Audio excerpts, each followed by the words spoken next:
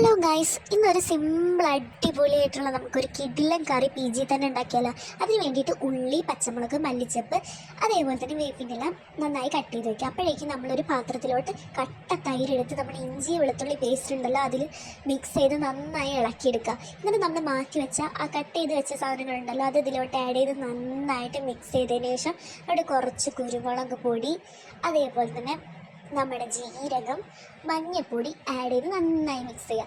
മഞ്ഞൾപ്പൊടി നിങ്ങൾക്ക് ആവശ്യത്തിനുള്ള എടുത്താൽ മതിയെ. പിന്നെ അതേപോലെ ഒരു ഷോട്ട് ഞാനതിൽ കട്ട് ചെയ്തിട്ടുണ്ട്.